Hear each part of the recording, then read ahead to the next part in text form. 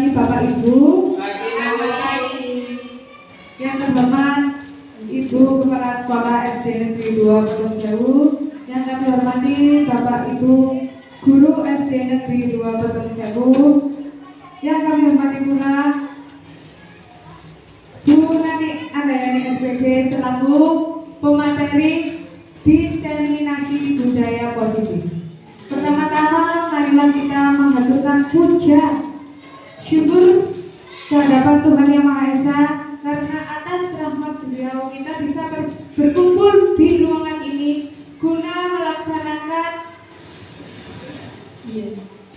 seminar diseminasi budaya positif yang dilakukan oleh Bu Nani Andayani SPD selaku guru calon guru penggerak angkatan 10. Perkenalkan di sini saya Nia Krisna Putri sebagai pembawa acara yang akan menyampaikan susunan acara pada pagi hari ini. Yang pertama pembukaan yang kita lewati bersama. Yang kedua sambutan kepala sekolah yang pada hari ini diwakili oleh Bapak Khoiri Mahmudi SAG FPD. Kepada beliau disilakan.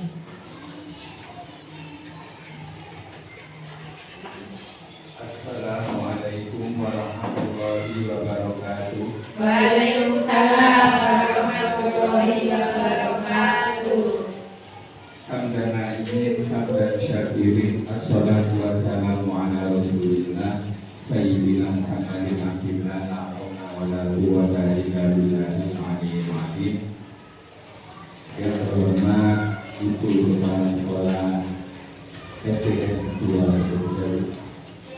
Yang kami hormati Bapak Ibu Guru SDN 2 Petung. Dan tak lupa kepada Bu Nani selaku TGP Angkatan 10 yang akan memberikan materi dengan judul penyebaran pemahaman dan penerapan budaya positif. Pertama-tama marilah kita memanjatkan puja dan puji syukur kepada Allah Subhanahu wa Ta'ala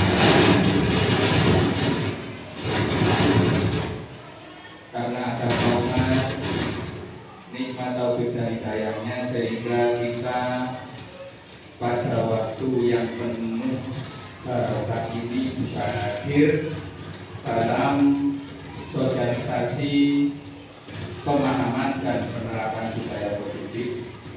Kedua kalinya sholawat dan salam kami haturkan kepada junjungan kita Nabi Muhammad Sallallahu Alaihi Wasallam.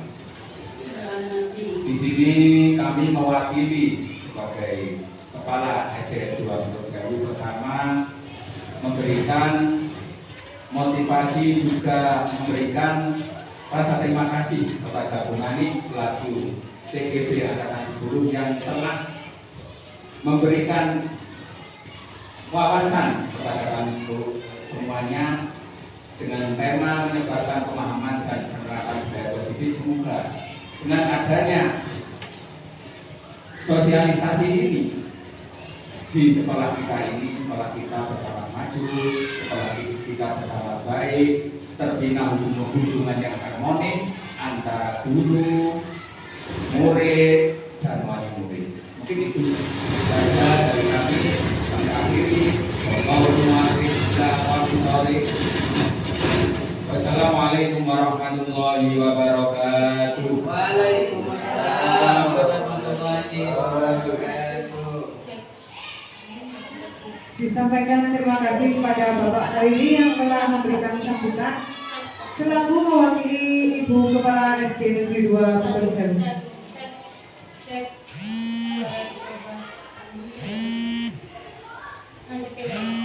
Cek 1 2 3 Bismillah. Alhamdulillah. Tes 1 2 3. Ini adalah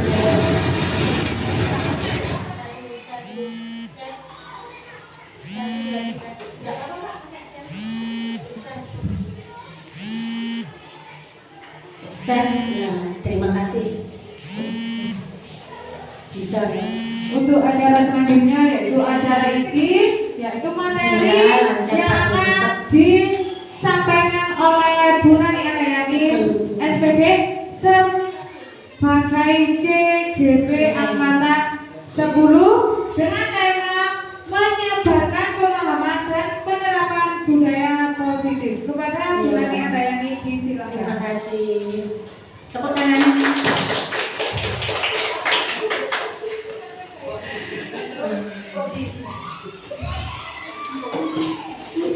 Baik, Bapak Ibu, terima kasih atas kesempatan yang diberikan kepada saya. Perkenalkan, saya Nani Andayani SPD, saya dinas di SD Negeri 2 Bedong Sewu. Suami saya cukup satu bernama Pak Jayati, yaitu saya alhamdulillah dikaruniai satu putri dan satu putra. Alhamdulillah, ini hanya intermezzo ya Bapak Ibu. Anak saya yang pertama sekarang sedang menempuh kuliah kebidanan di Polkesma di Jalan Ijen, ngambil 5 tahun. Alhamdulillah sekarang semester 2. Dan alhamdulillah lagi, saya sangat bersyukur saya dikaruniai seorang putra sekarang mau menempuh kelas akselerasi ya Bapak Ibu. Mungkin nanti bisa menginspirasi panjenengan semua. Hanya 2 tahun di MTSN 6 Kepanjen, dan alhamdulillah lagi sekarang sudah diterima di MAN 1 Kota Malang. Itu pun saya sangat bersyukur ya Bapak Ibu. Mungkin nanti bisa menginspirasi. Kalau sudah Allah menggariskan, sudah rezeki, sepertinya sudah tertata dengan baik. Dan alhamdulillah lagi sebelum masuk, teman-temannya masih bingung cari sekolah, kita sudah dapat sekolah. Itu hanya intermezzo lagi, yaitu bukannya saya pamer, di sini kita berbagi dan bisa menginspirasi untuk Bapak Ibu guru yang lain agar putra-putranya lebih bersemangat lagi dalam belajar. Baik Bapak Ibu, di sini kita akan berbagi tentang menyebarkan pemahaman dan penerapan budaya positif. Ini salah satu kegiatan aksi nyata dalam pendidikan guru penggerak yang saya lakukan di Angkatan 10 ini di tugas modul 1.4 Bapak Ibu. Di sini kita harus membuat aksi nyata dan harus realita. Jadi di sini kita berbagi. Saya bukan menggurui Bapak Ibu, ya Bapak Ibu. Saya minta waktunya sebentar. Baik Bapak Ibu, kita akan melakukan ice breaking. Saya ingin kita di sini fokus, kita di sini harus bahagia, salam bahagia nih Bapak Ibu. Tepuk 1, tepuk 2, tepuk 3, good. Tepuk semangat, semangat, semangat. Baik Bapak Ibu. Nah, tadi Bapak Ibu kelihatan belum berbahagia dengan ice breaking. Ada lagi satu. Kalau saya mengatakan pegang telinga, berarti Bapak Ibu melihat dan melakukan yang saya perintahkan. Monggo Bapak Ibu kita berdiri, panjenengan berdiri semuanya. Pegang telinga, pegang hidung, pegang kepala, pintar fokus semua ya. Pegang dagu, pegang kepala, telinga, dagu, mulut, mata, kepala, telinga, mulut, hidung, pintar. Tepuk tangan juga semuanya. Baik Bapak Ibu, silakan panjenengan duduk semua. Saya ingin meningkatkan konsentrasi kita semua. Terima kasih, ternyata Bapak Ibu sudah konsentrasi, dan mari kita ambil nafas, hempaskan. Rasakan kita seperti di hutan cemara Bapak Ibu, hutan pinus. Ambil nafas yang panjang. Baik, terima kasih. Baik Bapak Ibu, seperti materi yang kita sampaikan tadi, menyebarkan pemahaman dan penerapan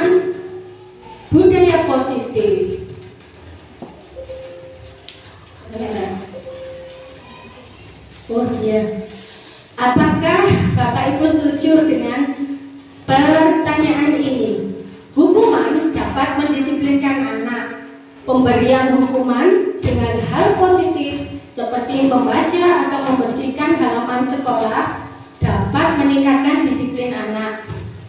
Memberikan penghargaan dapat meningkatkan motivasi anak.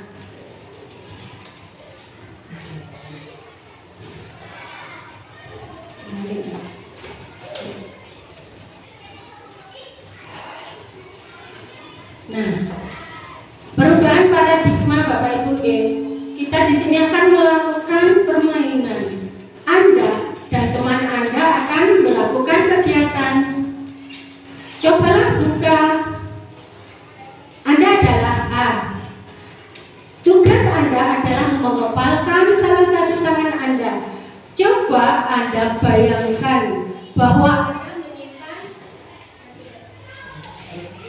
menyimpan sesuatu yang sangat berharga di dalam kepalan tangan Anda. Anda perlu menjaga benda tersebut sekuat tenaga Anda karena begitu pentingnya untuk kehidupan Anda. Tugas B adalah rekan Anda adalah mencoba dengan segala cara dengan membuka kepalan tangan Anda. Teman Anda B boleh membujuk, menghardik, mengintimidasi, memarahi, menggoda, menggelitik, bahkan menawari Anda uang agar Anda bersedia membuka kepalan tangan Anda. Nah, apa yang terjadi Bapak Ibu? Apakah Anda atau B membuka kepalan tangan Anda? Mengapa? Apa alasan? Alasan Anda atau B membuka kepalan tangan Anda? Apakah Anda atau B, ini bisa kita praktekkan Bapak Ibu ya. Kita minta 2 orang sukarelawan maju ke depan.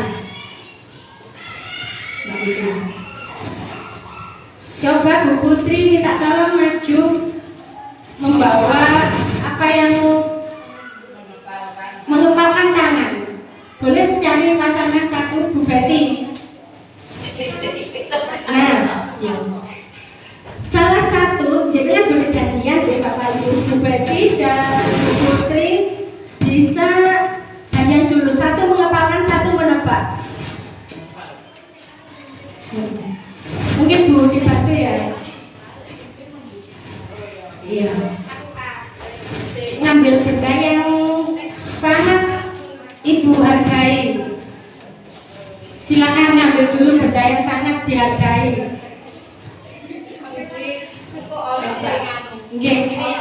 Boleh, tidak boleh, sudah ya.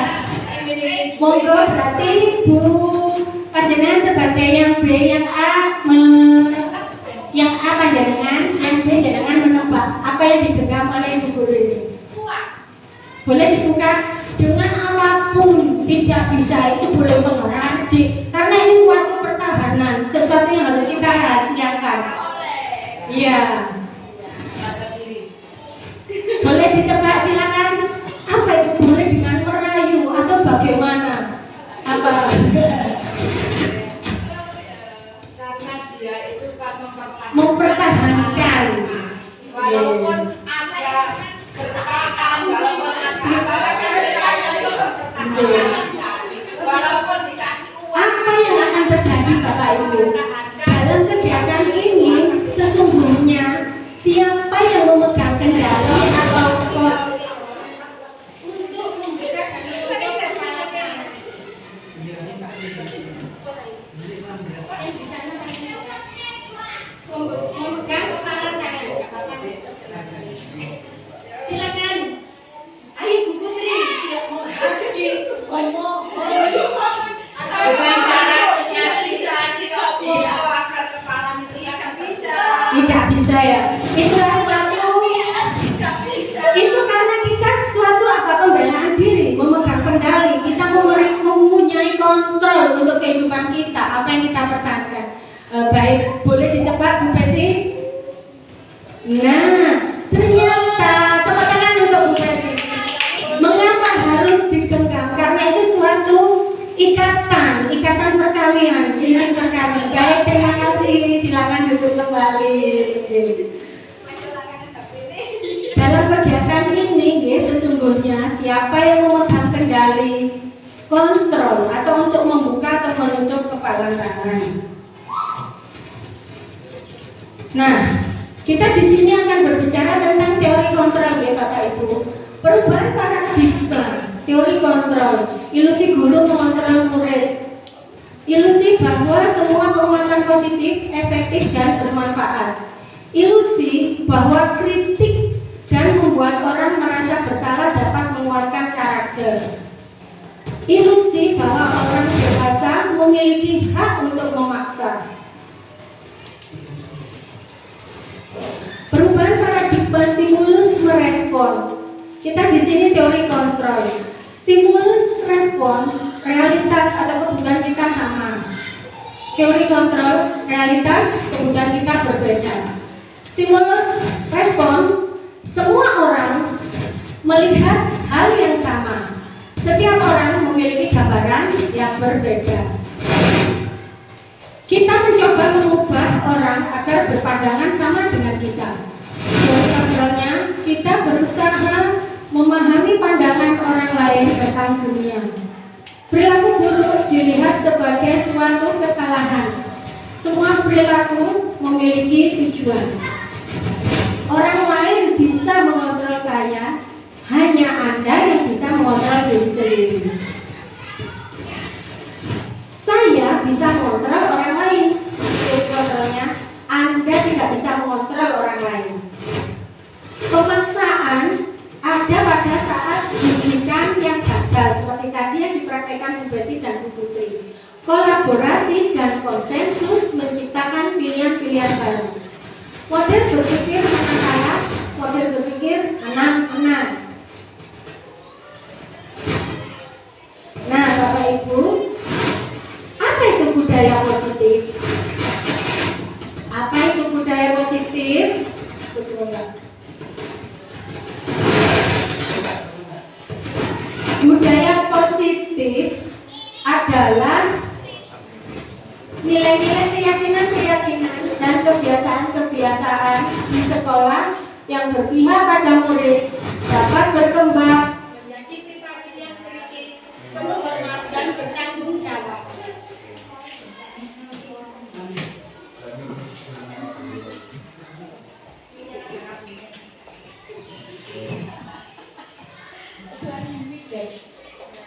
Konsep inti budaya positif. Konsep inti budaya positif. Di sini kita akan mempelajari disiplin positif, nilai-nilai kebijakan universal, keyakinan kelas, kebutuhan dasar manusia, posisi kontrol, dan segitiga restitusi. Pakai yang atas saja. Biar videonya terdengar suaranya. Nah, Bapak Ibu, apa itu disiplin positif? Disiplin positif merupakan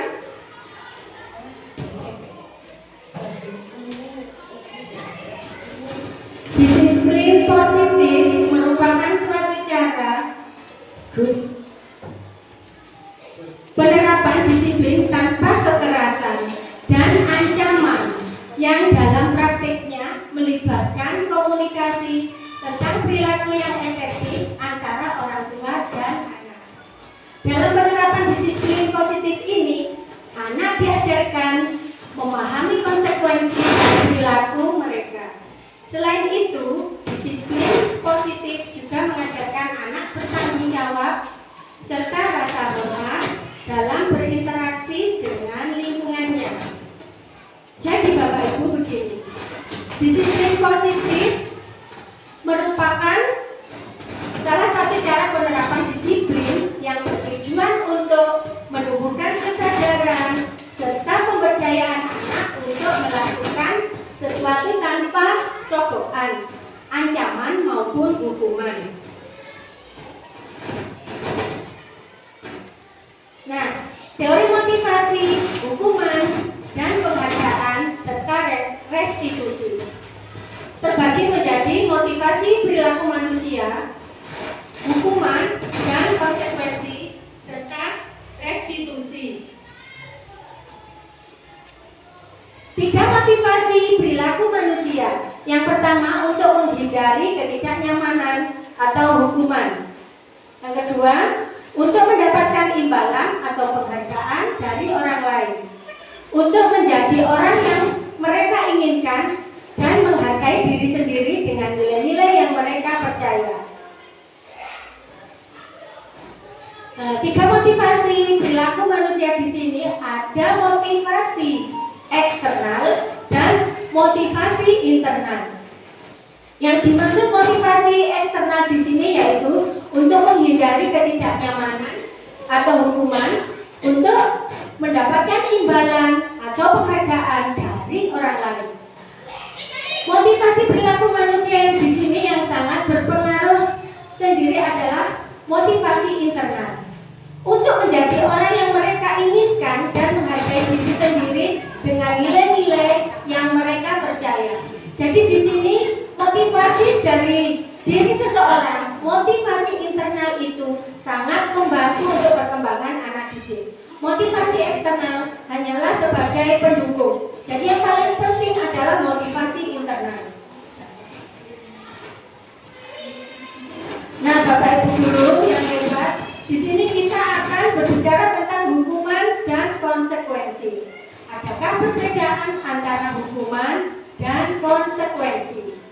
Dalam menjalankan peraturan ataupun keyakinan kelas, bila mana ada suatu pelanggaran, tentunya suatu harus terjadi. Untuk itu, kita perlu meninjau ulang tindakan penegakan peraturan atau keyakinan kelas kita selama ini. Tindakan terhadap suatu pelanggaran pada umumnya berbentuk hukuman atau konsekuensi. Hukuman dan konsekuensi. Konsekuensi adalah merupakan akibat langsung dari suatu perbuatan yang dilakukan oleh murid itu. Kalau hukuman adalah sesuatu yang dijatuhkan kepada pelaku melalui prosedur keadilan. Nah, Bapak Ibu guru yang hebat, saya menginginkan panjenengan aktif kita di sini membedakan antara hukuman atau konsekuensi. Di sini ada pernyataan mencatat 100 kali di dalam buku kalimat. Saya menginginkan panjenengan maju dan menempelkan di bagian sini. Ada hukuman atau ada konsekuensi. Silakan Bapak Ibu, lari melindungi ke lapangan basket 2 kali karena terlambat nanti di sekolah. Termasuk apa? Silakan. Hukuman. Membersihkan tumpahan air di meja, tulis karena tersenggol pada saat belajar. Monggo. Silakan ditempel. Silakan pilih berbagi. Pak Abdullah. Silakan dipilih. Ini ada kaos.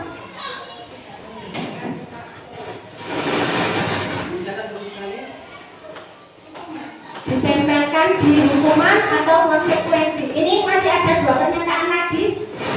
Bapak Irul, Pak Butik,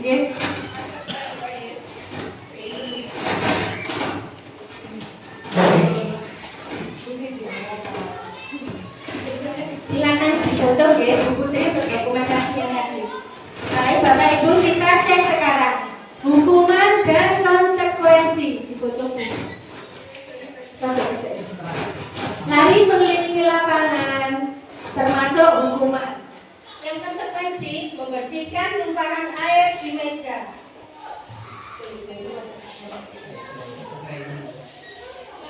Baik, saya bacakan ya. Murid diminta bertelanjang kaki sepanjang hari karena tidak menggunakan sepatu warna hitam sesuai peraturan sekolah. Termasuk hukuman ya Bapak Ibu. Betul.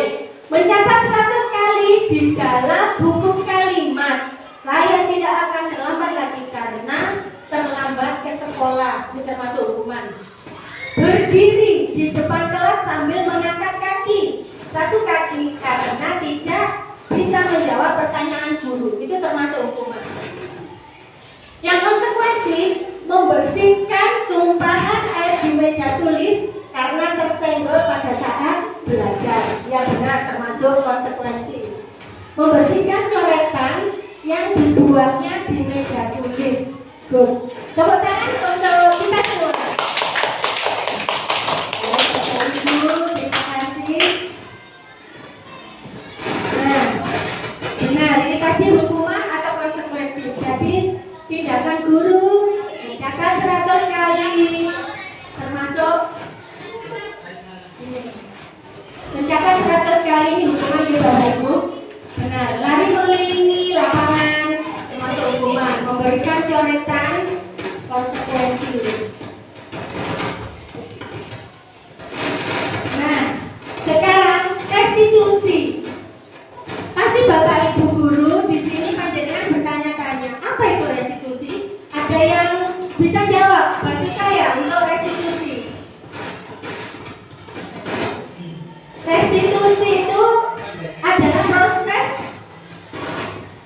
Restitusi adalah sebuah pendekatan untuk menciptakan disiplin positif. Jadi, restitusi adalah proses menciptakan kondisi bagi murid untuk memperbaiki kesalahan mereka, sehingga mereka bisa kembali pada kelompok mereka dengan karakter yang lebih kuat.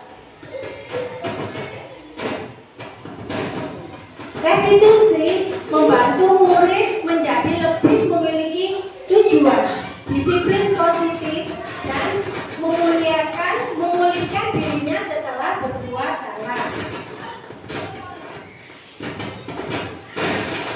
Nilai-nilai kebajikan, disiplin positif akan mendorong murid pada nilai-nilai kebajikan yang sesuai dengan profil pelajar Pancasila. Nah, Bapak Ibu, profil pelajar Pancasila di sini ada berapa? 7 ya. Yang pertama beriman. Mari kita bernyanyi ya Bapak Ibu. Pelajar Pancasila beriman. Boleh membantu saya maju satu memimpin Tuhan yang publik, bantu saya. Berakhlak mulia, berkebinekaan global, gotong royong mandiri, kreatif dan bernalar kritis. Baik Bapak Ibu, yang sudah kita nyanyikan tadi adalah beriman. Ya, profil pelajar Pancasila yang sudah kita nyanyikan di sini ada beriman dan bertakwa kepada Tuhan Yang Maha Esa dan berakhlak mulia. Jadi di sini kita harus bisa membentuk karakter anak didik yang bisa memahami dan berkonsep berketuhanan. Yang kedua, mandiri. Di sini mandiri kita harus mengibatkan ke anak didik untuk mandiri, bisa menyelesaikan tugas-tugas kehidupan dengan sehari-hari. Bernalar kritis, ada bisa yang membantu saya? Bernalar kritis itu yang bagaimana? Bernalar kritis bisa menyelesaikan suatu permasalahan. Kreatif, anak bisa menciptakan hal-hal baru, bisa mencari pengalaman-pengalaman baru.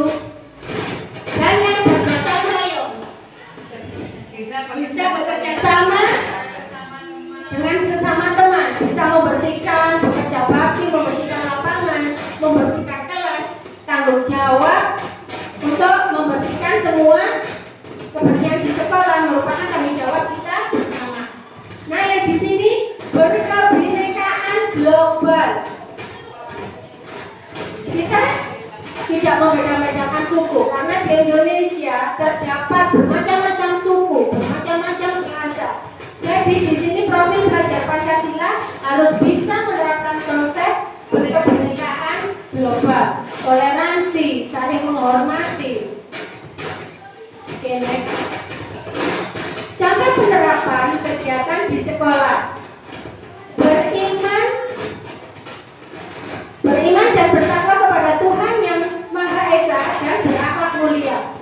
berdoa, bersikap ramah, sopan, dan menghargai sesama manusia. Berkebinekaan global, mengenal dan menghargai teman dari suku yang berbeda. Gotong royong, berkolaborasi dengan orang lain, menanamkan kepedulian pada hal-hal yang berkaitan dengan kepentingan bersama. Mandiri, sebagai contoh, apabila dihadapkan dalam suatu yang sulit, seseorang siswa dapat dengan tenang mencari solusi sendiri dan menghadapi sesuatu dengan bijak. Bernalar kritis. Di sini cara setiap siswa memperoleh dan memproses informasi serta gagasan.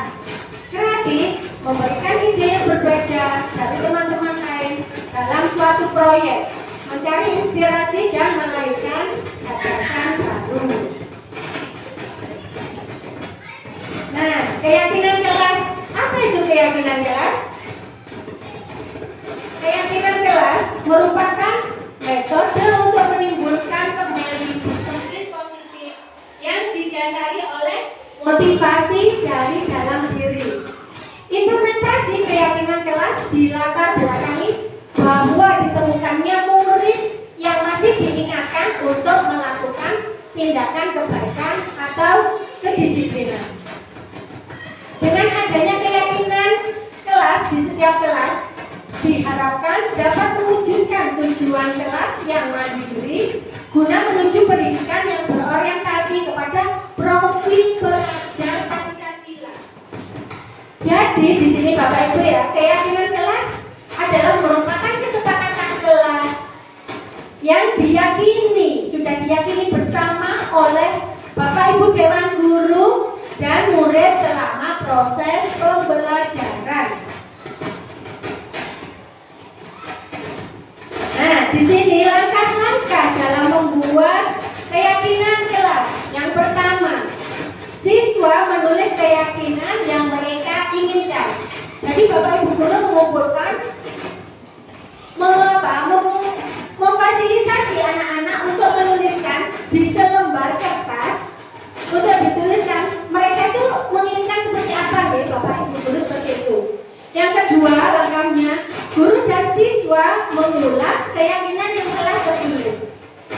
Berikutnya, guru dan siswa memilah keyakinan kelas yang paling penting. Mengubah keyakinan kelas menjadi kalimat yang positif. Dan yang terakhir, mengecek dan menyepakati keyakinan kelas. Sampai di sini ada pertanyaan Bapak Ibu untuk keyakinan kelas? Ayo ya, lanjut. Contoh keyakinan kelas. Di sini wali kelasnya ada Ibu Dewi Sartika. Bekerja sama menjaga kebersihan kelas. Ini satu keyakinan kelas.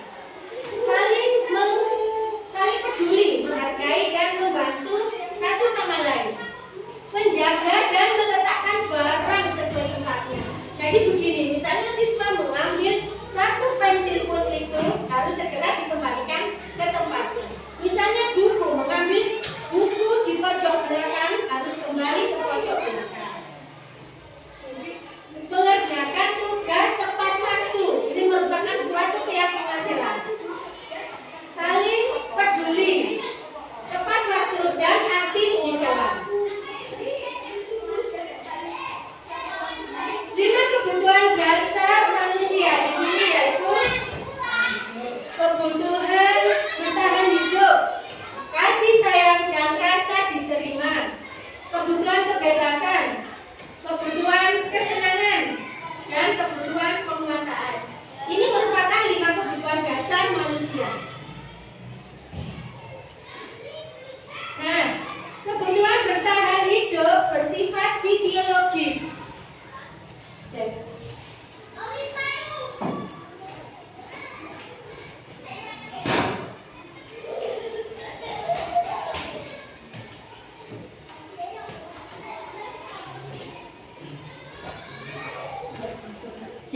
Loh, bisa masuk ini bisa.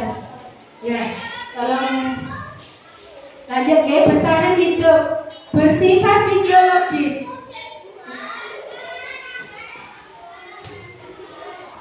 Baik Bapak Ibu, kita lanjut untuk bertahan hidup. Kebutuhan bertahan hidup di sini bersifat fisiologis. Misalnya kita kebutuhannya kesehatan, rumah, dan makanan. Itu merupakan kebutuhan kita untuk bertahan hidup sebagai seorang manusia. Yang kedua, kita membutuhkan kebutuhan kasih sayang dan rasa diterima.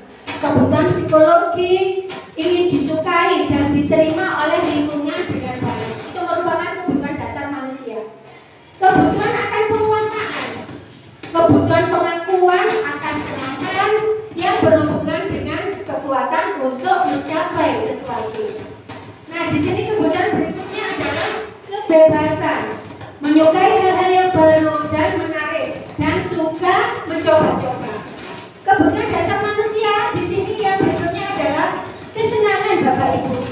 Karena setiap manusia membutuhkan kesenangan, kebutuhan untuk mencari kesenangan, bermain, dan tertawa. Itu merupakan kebutuhan dasar manusia.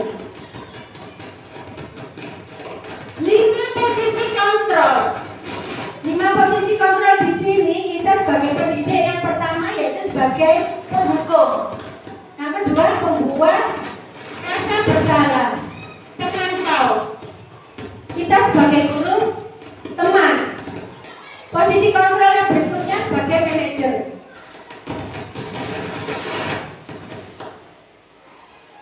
Nah, di sini kita akan menayangkan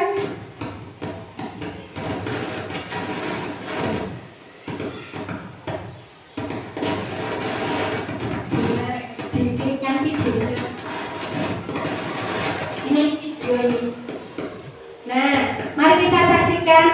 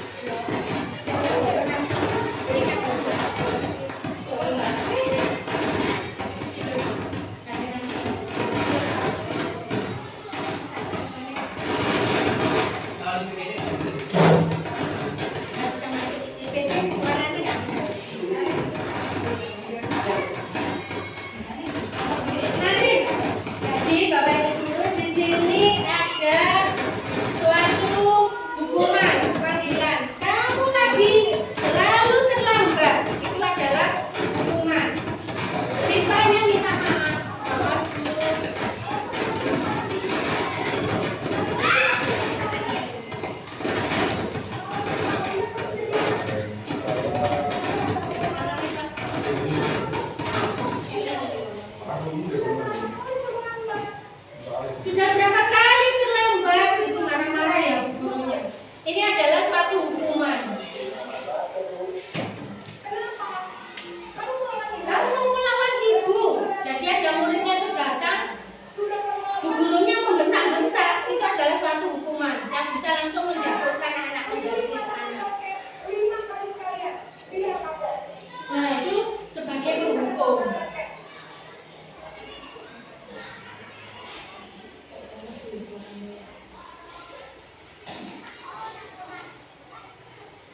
Ini adegan sebagai hukuman. Nah, indikator posisi penghukum di sini berbicara dengan nada yang keras, menunjuk-nunjuk, nadanya dengan membentak-bentak ya Bapak Ibu guru. Terus berkata inggal, membentak dan terlihat sangat emosional. Seperti tadi, kenapa kamu datang terlambat? Gitu ya.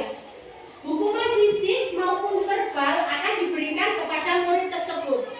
Kamu harus mengelilingi lapangan basket sebanyak 10 kali karena kamu datang terlambat. Seperti yang ditayangkan tadi. Mengakibatkan murid menjadi dendam. Jadi anak-anak itu jadinya langsung apa? Mantel, marah, malu, tidak suka dan dampak negatif lainnya yang bisa timbul.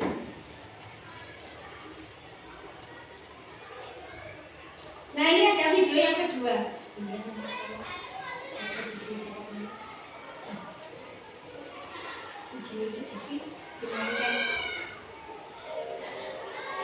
Nah ini ada siswa yang terlambat lagi. Nah, bu guru piketnya ini, bu guru piketnya langsung, Narin, sambil teriak, waduh dipanggil bu guru, Narin, sambil ngambilin, Narin.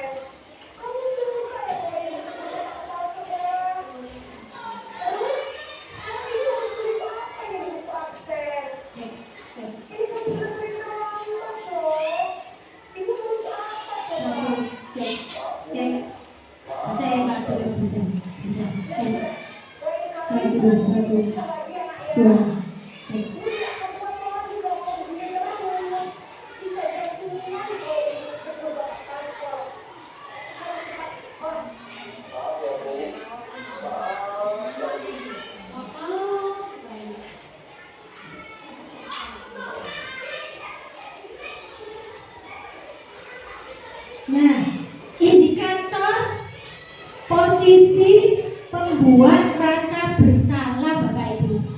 Guru berbicara dengan nada cenderung lembut, tenang, namun kata-katanya menyalahkan murid.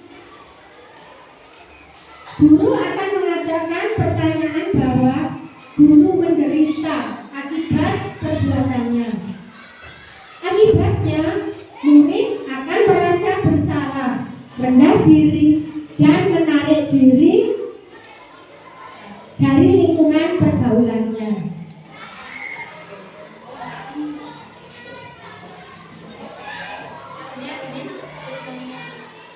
Kita saksikan tayangan video yang ketiga.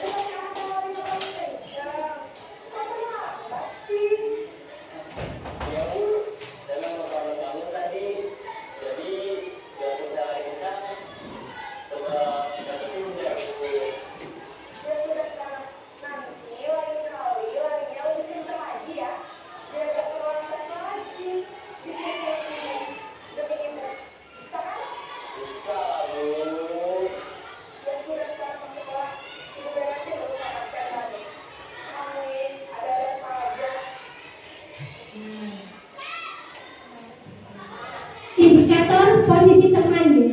Jadi guru bicara dengan ramah, cenderung bersenda gurau untuk menghangatkan suasana. Ini kurang baik posisi kontrol sebagai teman. Kalau kita sebagai guru ya Bapak Ibu, tidak boleh tercipta hubungan yang akrab namun menyebabkan murid tergantung pada satu orang, satu ketergantungan, tidak mandiri dan tidak bisa berpikir untuk dirinya sendiri. Jadi posisi kontrol ini kurang baik Bapak Ibu.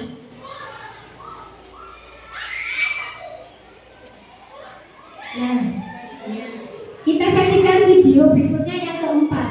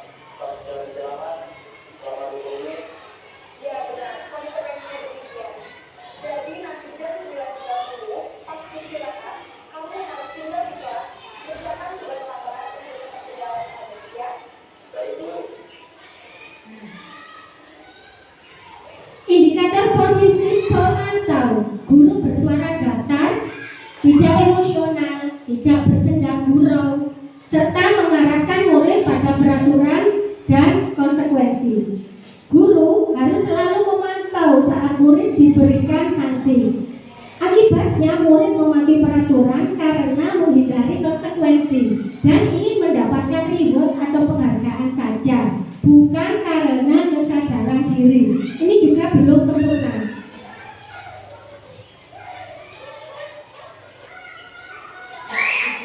Video berikutnya, video yang terakhir ini sebagai manajer. Nah, kita saksikan Bapak Ibu.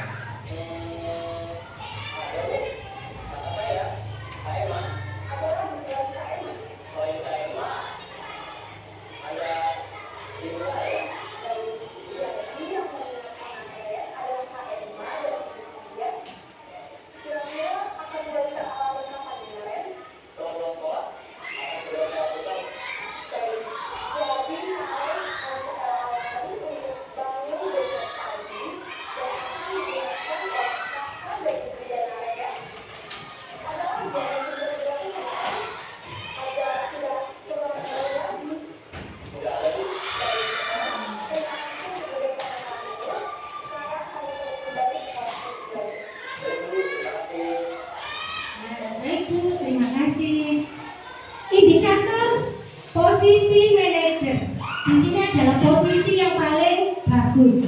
Guru bersuara netral, tidak bernada tinggi, tidak emosional, dan juga tidak terlalu ramah. Guru dengan tulus mengajukan pertanyaan-pertanyaan bermakna yang akan membuka pikiran murid. Guru membimbing murid untuk memecahkan masalahnya sendiri. Akibatnya murid menjadi mandiri, bertanggung jawab, dan dapat memecahkan masalahnya sendiri. Jadi begini ya Bapak Ibu guru yang hebat. Posisi kita sebagai guru adalah sebagai manajer. Guru bersuara netral. Dari 5 posisi tadi yang terbaik adalah kita sebagai guru hanya sebagai manajer.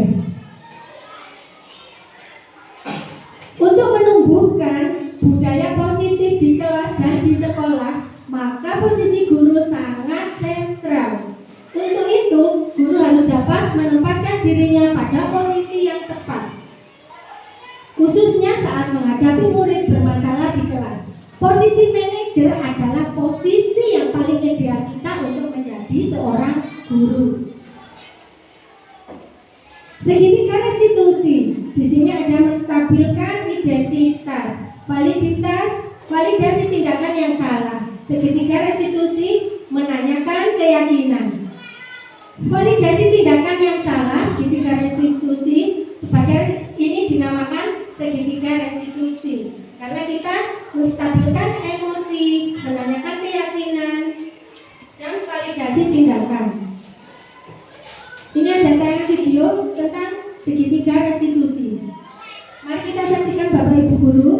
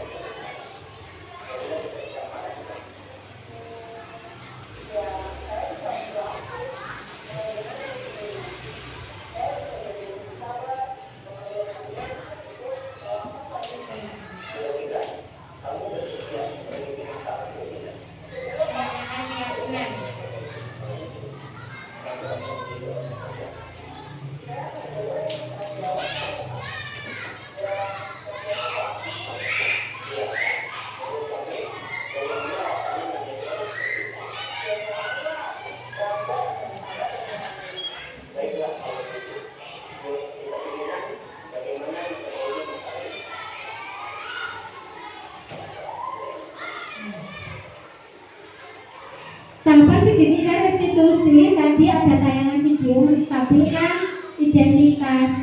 Setiap orang pasti pernah melakukan kesalahan. Kesalahan kamu bukan satu-satunya pernah melakukan ini. Validasi tindakan yang dilakukan oleh Bapak tadi, kamu tentu punya alasan mengapa melakukan. Adakah ini cara yang lebih efektif untuk mendapatkan apa yang kamu butuhkan? Menanyakan keyakinan kelas apa yang telah kita sepakati. Kamu ingin menjadi orang seperti apa? Nah, terima kasih. Dari tayangan itu tadi Bapak Ibu Guru, kita telah mempelajari budaya positif tentang segitiga restitusi. Tindakan kita, posisi kontrol sebagai seorang guru yang baik adalah sebagai manajer. Baik Bapak Ibu Guru, sampai di sini ada pertanyaan? Saya kasih waktu 1 pertanyaan. Ya silakan Bu B. Assalamualaikum warahmatullahi wabarakatuh. Waalaikumsalam warahmatullahi wabarakatuh. Terima kasih atas kesempatannya. Tadi saya tertarik sekali waktu Bu Nani membahas tentang motivasi eksternal dan juga motivasi internal. Nah, saya ingin tahu perbedaan antara motivasi internal dan eksternal itu seperti apa. Terus katanya tadi kan lebih baik untuk memiliki motivasi internal. Nah, cara supaya anak-anak bisa memiliki motivasi internal itu seperti apa? Terima kasih. Baik, langsung saya jawab ya Bu B. Terima kasih. Jadi di sini yang saya tangkap, motivasi internal itu Bapak Ibu Guru ya, harus bisa kita datangkan atau kita tumbuhkan dari dalam diri siswa itu sendiri. Jadi faktor utama yang mempengaruhi itu dari dalam dirinya. Jadi sebagai seorang guru, kita di sini guru, orang lain hanyalah faktor eksternal. Jadi kita bagaimana memberi persepsi ke siswa itu untuk membangun, misalnya, nah kamu harus rajin belajar. Guru kan hanya bisa menasihati seperti Bu B ya, dan anaknya itu harus bisa membangun apa ya, semacam mindset, harus bisa mengcover dari dalam dirinya untuk tumbuh. Saya harus bisa belajar misalnya kesulitan matematika. Itu bisa diterima ya Bu B. Jadi internal itu sangat berpengaruh dari dalam diri siswa itu sendiri. Ya, terima kasih. Bisa diterima jawabannya ya. Baik Bapak Ibu, Terima kasih atas waktu dan perhatiannya. Kalau semua kebenaran itu datangnya dari Allah dan kesalahan itu datangnya dari saya hanya sebagai manusia biasa. Saya punya kalimat pantun di sini Bapak Ibu. Enek cecek muntah mopo, menawi boten cecek kula nyuwun agunge pangapunten. Akhirul kata, wassalamualaikum warahmatullahi wabarakatuh.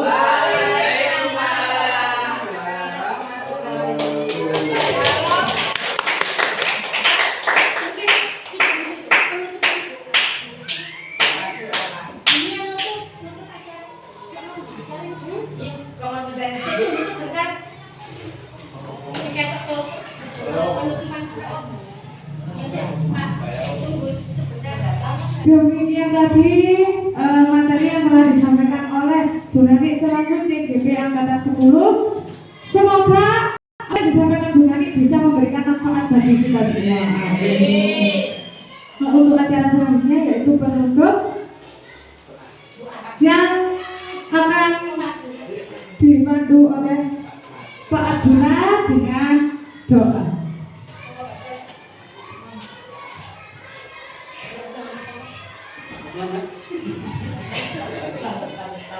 Baik Bapak Ibu, inilah kita telah melaksanakan presentasi kita ini selaku CGP Angkatan 10. Mudah-mudahan apa yang kita dengarkan, apa yang kita saksikan bersama menjadi ilmu yang manfaat bagi kita semua. Sebelum acara kita tutup, mari kita berdoa di rumah masing-masing dan mengucapkan Islam dan kita berdoa.